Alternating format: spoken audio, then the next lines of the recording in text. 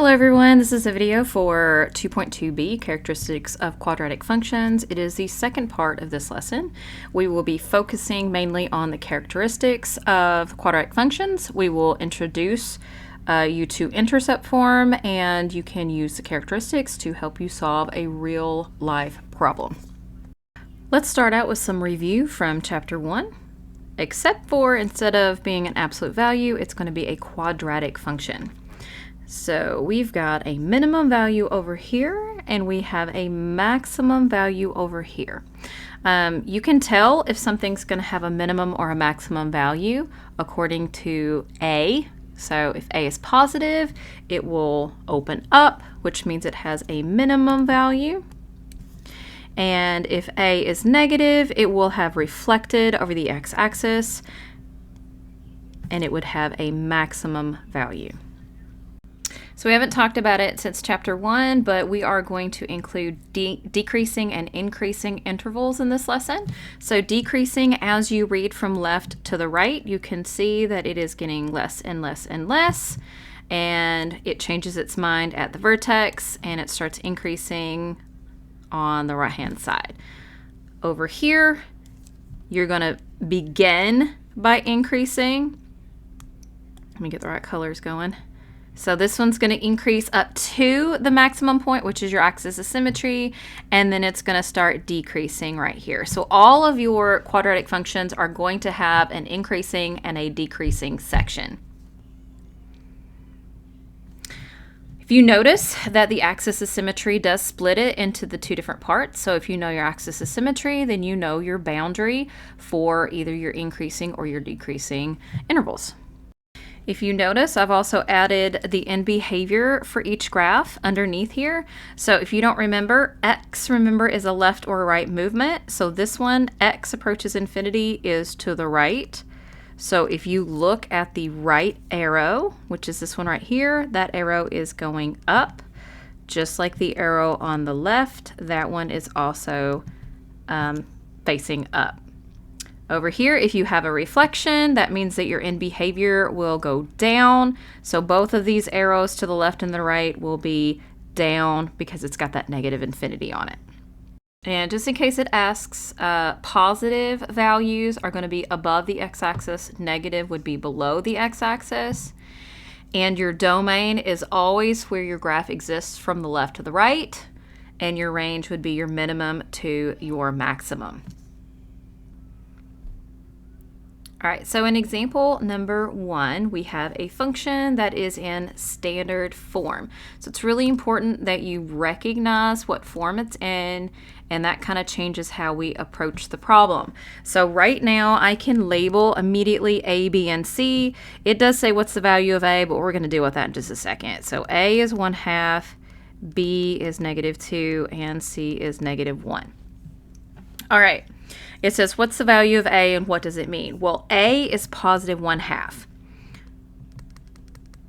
What does it mean? It means that there is no reflection because it's positive. That tells you immediately that it's going to open up, and if it opens up, you're going to have a minimum value. That's very important. So you can tell very quickly just by looking at the function whether it has a minimum or a maximum value. It also tells you if you're multiplying by 1/2, it is going to have a vertical shrink, which tells you that your graph is going to be a little bit wider than your parent graph. All right, let's get into finding the axis of symmetry. So the axis of symmetry has a formula, -b/2a. I'm going to make sure I put the negative out in front. B is -2.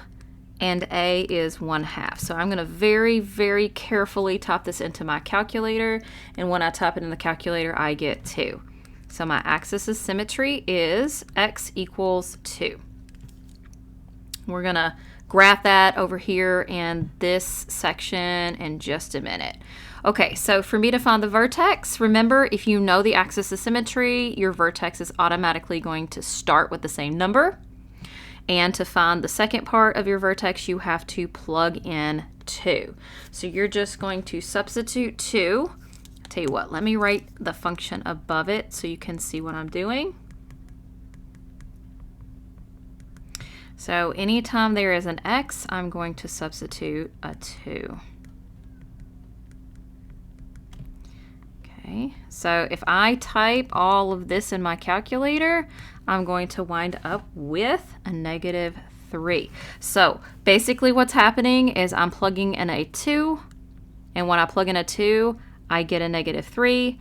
That is my x-coordinate and my y-coordinate of the vertex. That is the most important part of our graph. It gets us started on it. The next question says, what's the minimum and the maximum or maximum value? We established up here that we have a minimum value. So I'm going to circle minimum value. What is the minimum value? It's going to be the lowest point on your graph, which is the y-coordinate. So your vertex is at the very bottom of your graph. It is at 2, -3. So that means that your minimum value is -3, and it's y equals -3. All right, let's go ahead and sketch this graph so you can see what I'm talking about. So we're going to do a real basic. We don't need to grid. We don't have to label it. So I'm going to go ahead and just say that this is 2. Remember, our axis of symmetry is at 2. I'm going to say x equals 2. And my vertex was at 2, -3.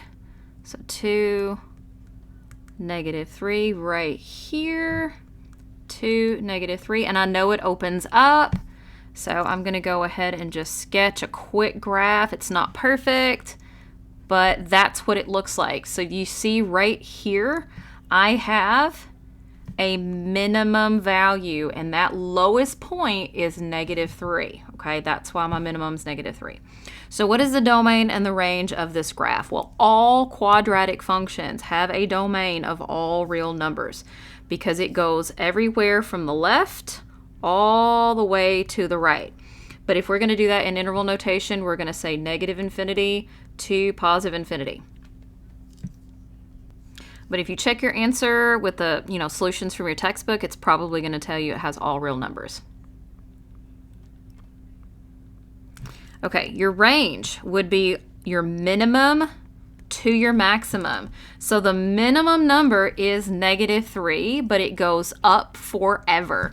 So you're going to start at -3, and it includes -3 because it's equal to -3, and then it goes all the way up to +infinity. Now, if you check your answer in the book, it's probably going to write inequality form. So range is your y values, and all your y values have to be greater than or equal to -3. So both of these are correct. This is your interval notation, and then this is going to be your inequality notation.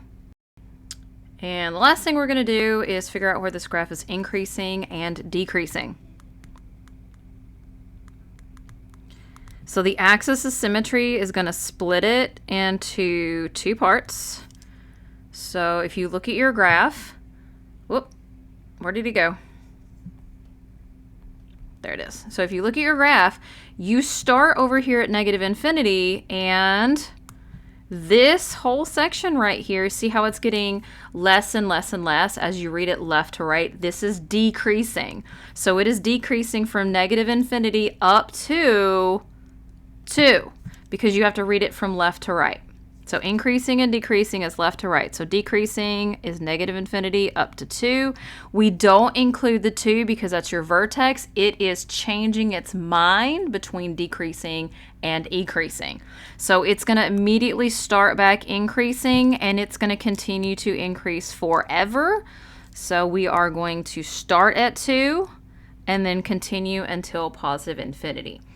Well, if it's in inequality form, that's going to be different. Everything is based on x if you're going to do inequality form. So it is increasing where it is greater than 2, and it is decreasing where it is less than 2. And I think in your textbook it says everything to the right of 2 and everything to the left of 2. But you know me, I prefer interval notation, but all of these will work. So if you flip it over on the back, these are going to be just extra practice. So let's go ahead and take a second and label our A, B, and C. Just make sure that it is in standard form, and it is. Okay, so the value of A is 4. So what does that mean? 4 means that there's no reflection. It's going to open up, and if it opens up, that means it's going to have a minimum value. The axis of symmetry, we're going to use this formula, negative B over 2A. So when I plug this in, I have negative in front, 16 on top, 2 times 4. And very carefully type this into the calculator, you wind up with negative 2. So my axis of symmetry is x equals negative 2. If you know the axis of symmetry, you know the first part of your vertex. All you have to do is plug in negative 2 to find the other part of your vertex.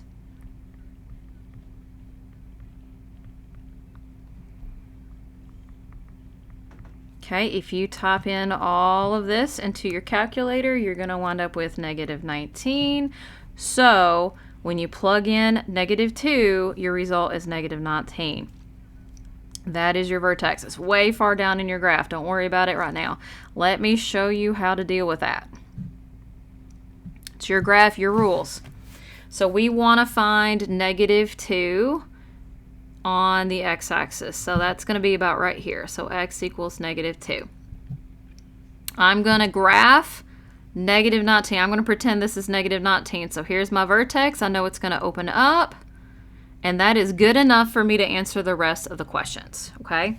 Your domain will always go from the left all to the right. There's no exclusions. Your range, though, on the other hand, has a low point. It has a minimum. My minimum is negative 19, so I'm going to start with negative 19. You have to put a bracket on it because it is equal to negative 19. When you change to increasing and decreasing, on the other hand, you have to read left to right.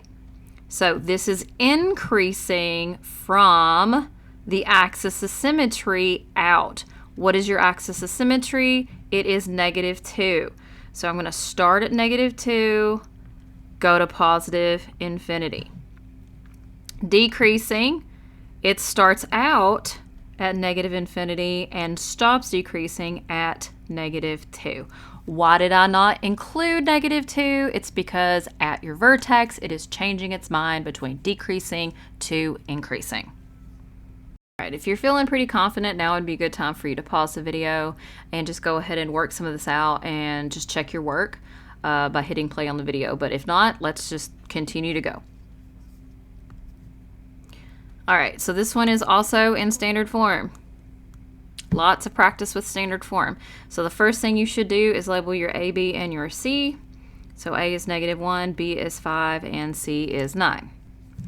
The value of A is negative 1. That means that there is a reflection. And if you have a reflection over your x-axis, that's going to tell you that your graph will look like this. So instead of having a minimum, we have a maximum this time. Maximum. All right, what's our axis of symmetry? It's going to be negative B over 2A. B is 5, A is negative 1.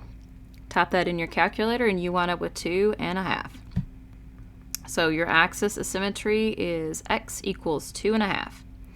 If you know your axis of symmetry, you know your vertex, or at least the first number. To find the y value, you're going to have to plug it into your formula. Now be really careful plugging this in because I have a negative out in the front, so it does not get included in the parentheses. Okay, all together you type that into your calculator and you wind up with 15.25, and that means that your vertex is 2.5, 15.25. All right, let's go ahead and make a quick sketch. Remember, it's our graph, so it's our rules. And I'm going to find 2.5 right here on the x-axis. Draw a line of symmetry here. I know this thing is going to open down. So when I find my vertex, let's say that my vertex is up here at 15.25.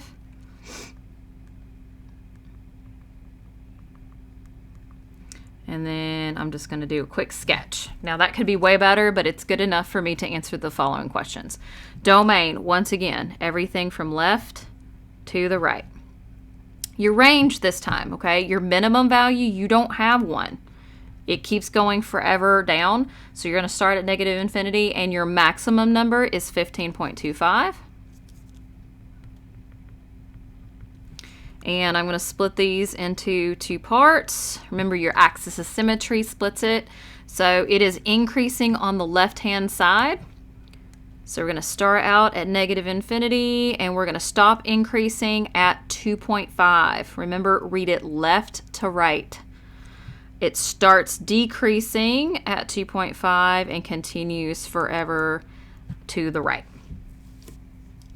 Oh, and I made a little bit mistake on my range. It does include that 15.25, but it doesn't include it on the increasing and decreasing because your vertex is changing its mind. It's neutral. So this brings us to our second part of this lesson. This is intercept form. We have a new form, but the good news is A is the same as it is in vertex form and standard form. It will tell you whether or not it's been reflected, and it will tell you if it has a vertical stretch or a shrink. What is new, on the other hand, is these right here, P and Q. So it'll say like X minus a number and then X minus a number, and it might say plus. But whenever you have minus in a formula, it's basically the opposite of what you see. So what P and Q are, those are your x-intercepts. So if you see x minus a number, that means that that number is an intercept. So if it says x minus p, that means p, positive p, is going to be your x-intercept. And then q, so whatever it is that you see in the equation, it will be opposite. All right. It is not a shift left or right, because it is not in that proper form. So if it's in vertex form, absolutely you can tell if it's been shifted up, down, left, and right. But if it's not in vertex form, that's kind of off the table, okay?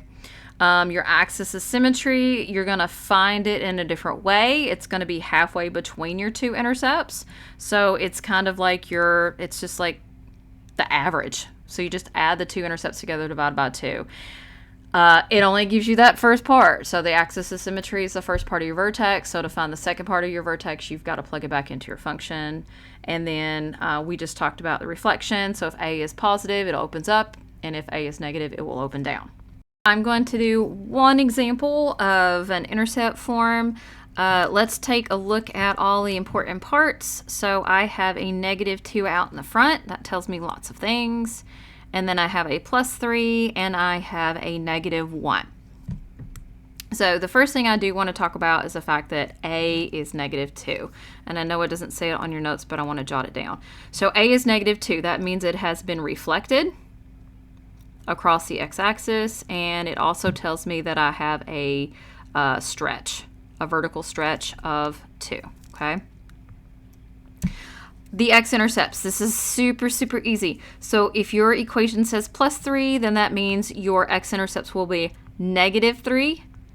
If it says x minus 1, then your intercept will be +1.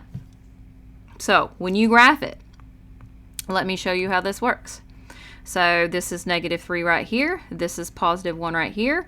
You will have your graph cross at those 2 points. Now let's go to the axis of symmetry. So your axis of symmetry is going to be the average of these two numbers. So you're just going to say x is equal to -3 + 1 divided by 2. Simplify that, and you wind up with -1. This axis should be smack in the middle, right here, of your two intercepts. So there we go.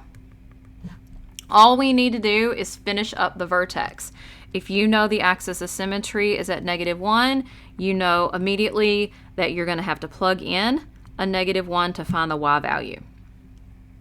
So I'm going to go ahead and plug it in right now.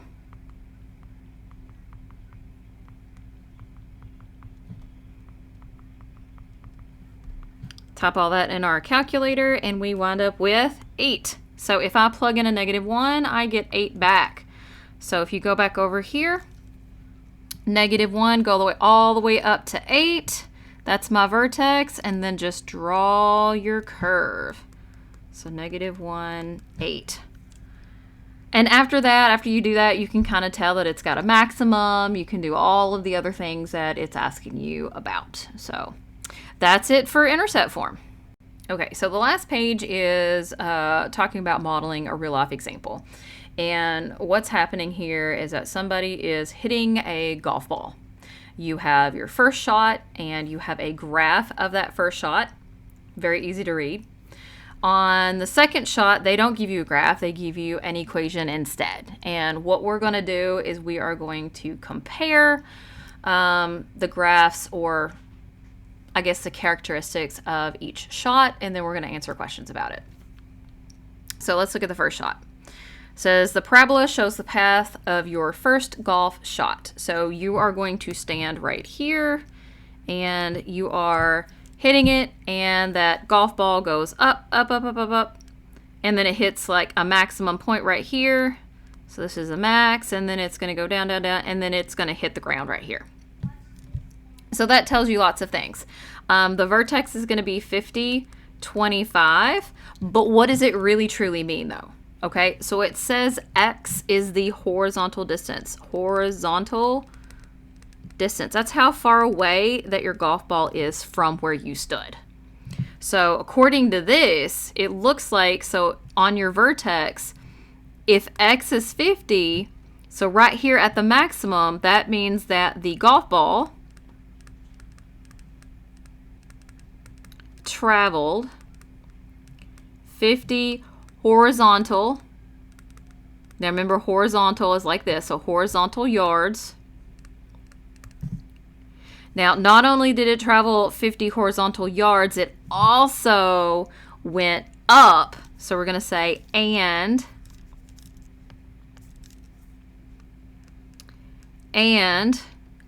25 vertical. So that's up like that, vertical yards at maximum height.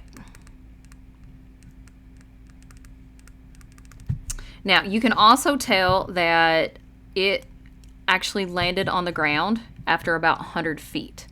So you can tell how high it went, and you can tell how far it traveled. Graphs are awesome. If you look at your second shot, we don't have a graph, so we're going to have to make a graph. This is in standard form. So what I'm going to do is I'm going to find the axis of symmetry, I'm going to find the vertex, and I'm going to graph it. That way I can interpret it. So without the graph, it's not really helpful. So first thing I'm going to do is label my A, B, and C. A is -0.02, B is 1.6. I don't have anything here at the end, so that means C is 0. Okay, our famous axis of symmetry formula. So B is 1.6. And then it'll be 2 times -0.02. Type all that in, you're going to wind up with X is equal to 40. Since I know that X is equal to 40, that tells me right now that the vertex is going to start at 40. And what I'm going to need to do is plug in 40 into my equation to find the value of Y.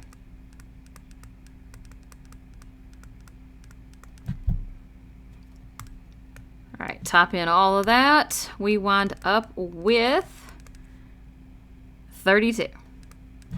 So that tells me if this ball travels 40 yards horizontally, the maximum height is going to be 32. So let's write that down. So the golf ball traveled 40 horizontal yards and 32 vertical yards at its maximum. Okay, let's take and sketch it. Actually, we don't need that. We're going to go ahead and do this because everything is in positive land here. So this is going to start out 0, 0. Where is my axis of symmetry? So my axis of symmetry is going to be at 40. I'm going to let this be 40. Dot, dot, dot, dot. And how far does it go up? It goes up to 32. So I'm going to label this 40, 32. That's my vertex. Now I'm starting right here at 0 because I'm hitting the golf ball. Now if that starts at 0 and halfway across is 40, what's this going to be over here? It should match up. So if I go 40 here, I'm going to go another 40, which makes that 80. And that tells me right here that I'm going to land after 80 yards. All right, now that we have both of them graphed, we can answer the final question. So it says, which shot travels further? That is basically which one has the most horizontal distance. Well, the first shot went all the way to 100 yards. The second shot went all the way, but it went only to 80 yards. So which one traveled further? The first shot went further. Okay, so the last question is asking which one travels higher, and that is our maximum value. So if you go back and look at your first shot, your maximum value was 25. And if you look at your second shot, the maximum was 32. So the first one had a maximum of 25 yards. The second shot had a maximum of 32 yards, which means that your second shot went higher up in the air. All right, here is your practice questions on page 77. You have 6 questions. Just let me know if you have any questions for me.